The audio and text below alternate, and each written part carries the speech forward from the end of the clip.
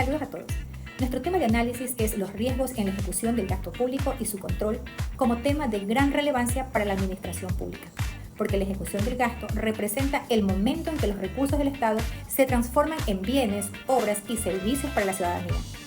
Este tema es importante porque no basta con que exista presupuesto aprobado. Lo verdaderamente decisivo es que estos recursos se ejecuten con legalidad, eficiencia, transparencia y orientación a resultados. Cuando la ejecución del gasto presenta fallas, no solo se afecta el uso adecuado del dinero público, sino también el cumplimiento de metas institucionales y la confianza ciudadana en el Estado.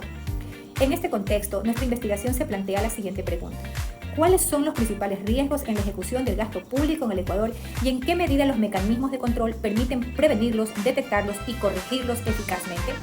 Por ello, el objetivo general de este trabajo es analizar críticamente los riesgos que se presentan en la ejecución del gasto público en el Ecuador y los mecanismos de control aplicables, a fin de proponer medidas técnicas que fortalezcan la legalidad, la eficiencia, la transparencia y la sostenibilidad del uso del recurso público.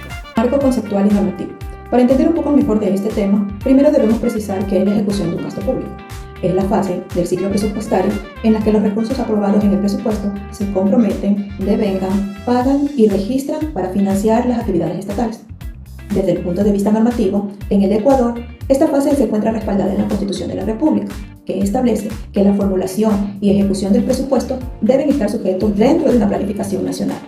Además, en el Código Orgánico de Planificación y Finanzas Públicas regula el sistema de finanzas públicas y organiza los procesos presupuestarios. Por otra parte, las normas de control interno de la Contraloría General del Estado señalan que toda entidad pública debe implementar mecanismos de control capaces de brindar seguridad para el logro de los objetivos institucionales y la protección de los recursos públicos. En este sentido, al riesgo se lo puede considerar como la posibilidad de que ocurran eventos, errores, omisiones o deficiencias que afecten la transparencia, efectividad y legalidad de la ejecución del gasto. Es por eso que el control del gasto público no simplemente debe verse como una revisión posterior, sino como un proceso concurrente, preventivo y correctivo. Sobre los riesgos de contratación pública, voy a hacer una pequeña presentación relacionada con las diferentes posibilidades de riesgo que pueden haber. La primera de los riesgos que hay es que desde el inicio todo esté mal. ¿A qué me refiero? Me refiero a que las personas que desarrollan, organizan, planifican, estructuran un plan no sean las capacitadas para hacerlo. Quiere decir que desde el inicio el plan va a estar mal concebido, mal planificado, mal organizado y por consiguiente no va a tener el objetivo deseado. En el segundo punto tenemos la posibilidad de que las personas que ejecuten el plan no sean las idóneas. ¿Qué significa esto? Contratamos, subcontratamos o desarrollamos un plan bien concebido, bien planificado, bien organizado, bien estructurado, pero al momento de llevarlo a cabo las personas no tenían la capacidad ejecutiva para lograrlo. ¿Qué significa eso? Mal desempeño en las funciones requeridas para lograr el plan, el objetivo. Entonces aquí estamos hablando de un segundo riesgo. Un tercer riesgo es el riesgo financiero. ¿Qué significa esto?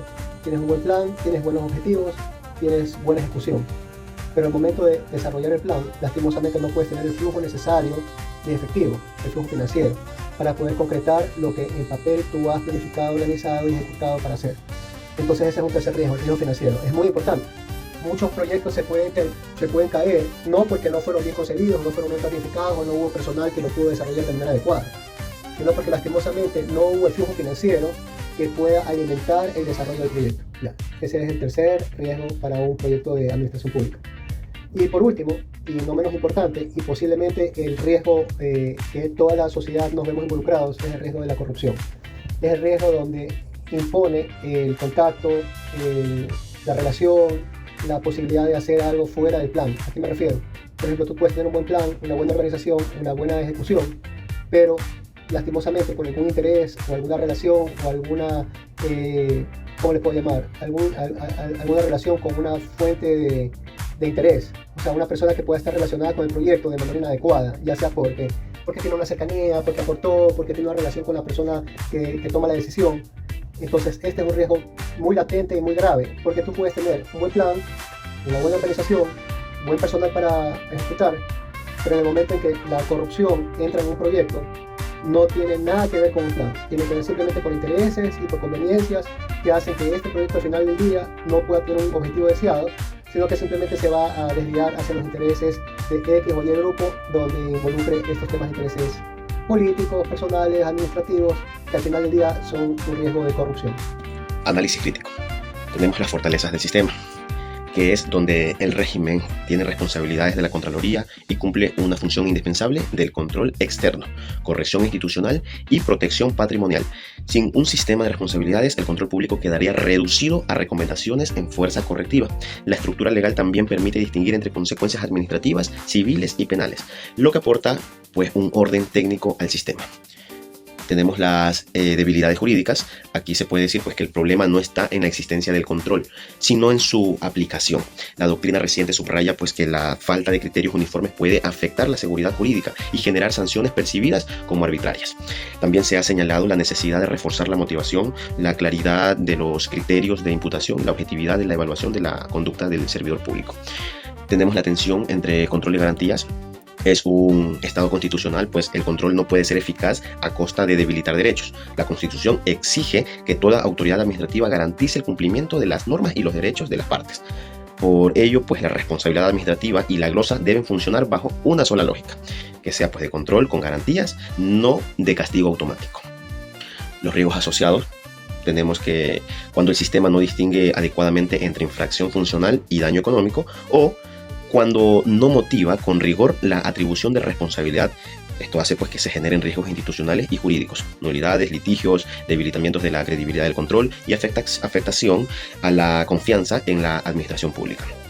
En este punto es una interferencia basada en la exigencia constitucional del debido proceso y en los cuestionamientos académicos identificados sobre seguridad jurídica y arbitrariedad. Con base en el análisis realizado, proponemos 4 medidas técnicas que ayudarán a fortalecer el control del riesgo en la ejecución del presupuesto del Estado. La primera es implementar matrices institucionales de riesgos presupuestarios que abarquen todo el proceso de ejecución, es decir, poder contar con responsables, alertas de riesgo y medidas de mitigación. La segunda es reforzar el control interno a través del seguimiento en todas las fases de la ejecución, este es en el certificado, en el comprometido, en el devengado, en el pago, en las metas y en el resultado, para evitar tempranamente desviaciones. La tercera es fortalecer la capacitación al personal que interviene en todo el proceso de gestión financiera, administrativa y operativa, puesto que un control eficaz necesita funcionarios públicos con conocimientos actualizados en normativa presupuestaria, contratación pública, control interno y seguimiento. La cuarta es implementar herramientas de analítica de datos y tableros de control. Esto permite visualizar en tiempo real la ejecución del presupuesto, identificando rezagos o procesos que se han estancado. Finalmente, estas propuestas no buscan aumentar burocracia, sino todo lo contrario, buscan mejorar la calidad del control, prevenir riesgos y asegurar el uso eficiente y transparente de los recursos públicos. Como conclusión, podemos señalar que la ejecución del gasto público constituye una fase decisiva del ciclo presupuestario, porque convierte la planificación y el presupuesto en acción estatal concreta. También concluimos que los principales riesgos en esta fase se relacionan con deficiencia de planificación, cumplimiento, operación, control, capacidad técnica e integridad institucional. Asimismo, nuestro análisis muestra que el Ecuador dispone de un marco jurídico e institucional suficiente para controlar estos riesgos. Aquí el desafío principal está en lograr una aplicación más efectiva, preventiva y técnica de los mecanismos ya existentes.